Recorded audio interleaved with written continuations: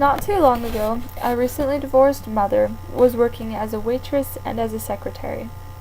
Depressed and job-loving, this woman vowed to finish her lifelong goal of writing a book. And she did. She wrote 7. Now, according to a website called Endorsement.com, she has earned over $5 million. This woman, J.K. Rowling, is now a very well-known and famous writer. But, like most of us, she had to start somewhere. As an English major, many people ask me if I want to teach. I quickly and strongly reply, no, I want to write a book. This comment is often and frequently followed by, really? That's so cool, I want to write a book too. But, unfortunately, like me, this dream does not seem to happen. Since I was in middle school, I daydreamed about seeing my name on the spine of a book. With that long-term goal in mind, I would often perk up when an author would divulge their secret on how they overcame what seems like the impossible. As I have listened to their words of wisdom on the matter, I have started to see a recurring theme emerge. Each and every author seems to follow the same 5 steps. These steps are coming up with an idea, writing it down, editing, dealing with writer's block, and giving your writing some space. All these steps are essential when it comes to finishing a book. The first step, coming up with an idea, can be the longest and most time-consuming part about writing a book.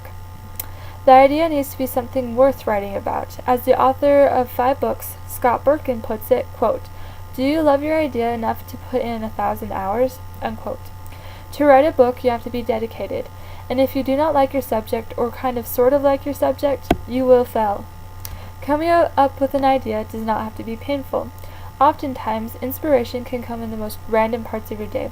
For me, inspiration often comes when I'm mowing the lawn. My ideas give me an outlet to be creative. One writer, Neil Gaiman, explains on his website, quote, "You get ideas from daydreaming. You get ideas from being bored. You get ideas all the time. The only difference between writers and other people is we notice what we're doing when we're doing it." Unquote. This tool of letting your mind wander can be what helps you finish your goal. So when you have nothing to keep your mind preoccupied, try thinking about where your mind goes. It must be something entertaining if it keeps you entertained. So why not write about it? The second step is writing your ideas down on paper. This portion of writing is challenging and can feel overwhelming. The best thing to do is keep your mind open and start playing with ideas while typing away. This allows your brain time to feel comfortable about being creative and helps you come up with new ideas. It is important to remember having something written down is far better than having nothing. As the Publishing Academy website clarifies, quote, "Do not stop to analyze the idea until the creative dust has settled." Unquote. If you're constantly worried about fixing every little detail, you might miss out on something really good. This step can be very frustrating, especially for a perfectionist.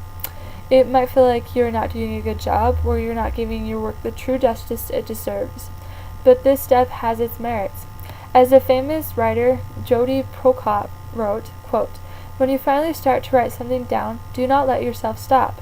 Even when you're convinced it's the worst garbage ever, force yourself to finish what you began and then go back and write it." Unquote.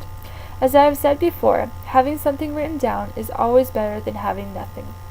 The third step is editing. For most, this is the best part of writing. It is finally the time to make your ideas more concrete and have them paint a beautiful picture. But this process does come with a price. It is the time to revise, edit, go over, and re-edit. Writing book expert Mike Napa explains, quote, "You write your book 4 times, unquote. If you want to create a masterpiece, it takes time and a lot of effort. This stage should seem like a fuzzy picture starting to come into focus. The first time you write a book, it's a quick snapshot, but as you start to edit your work and you start to notice the small details, you highlight them along with your main subject. It can be arduous work, but very satisfying if done right." Again, Napa explains, quote, "Yes, this is a tedious, tiring process, but it works," unquote. "It is an extremely important step if you wish to accomplish your goal. The fourth step is dealing with writer's block. Writer's block can seem like it can go on for eternity. It is frustrating to not know where to go from there or how to write something. This step might seem not very important when writing a book, but once a writer gets into a funk, it can sap all creative energy. The first step is taking a breath. Every person on the planet has forgotten a word or feel like they have no creativity left. This is normal. Second, stop thinking about being perfect and work on getting over that wall.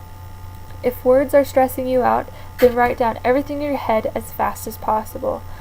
If you don't know where to go from there, then try thinking of different scenarios that could happen to your characters. As the University of Illinois' website states, quote, the object is to write without stopping for a whole 10 minutes. If you can't think of anything to say, write blah blah blah over and over, unquote. Third, if nothing is helping you, go look up inspiring pictures.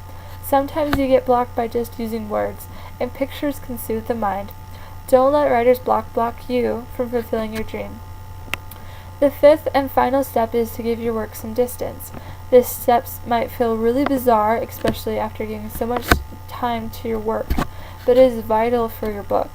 As the New York Times writer Kathleen McClary puts it, quote, creative work requires periods of rest, times during which all those things that simmer beneath the surface can percolate and bubble and burst or ripen. Rest is a necessary part of the creative process, and one we too seldom grant ourselves, unquote. Giving your writing and yourself time to pause and think about something else can give your writing an edge. Giving your writing some distance can help you have some perspective on your writing. Oftentimes, I find after a few days of writing, or even of weeks of not writing, the words come easier than they did before. So think of it more as a paid vacation, some time off, so when you get back you feel more refreshed and happy to be there. Writing is something to be enjoyed and something to delight in. The world would be such an empty place without books. So when you're writing yours, just remember how much you can influence the world. Writing an entire book is possible, and it can be done in 5 steps. Get an idea, write it down, edit your work, deal with writer's block, and give it some distance.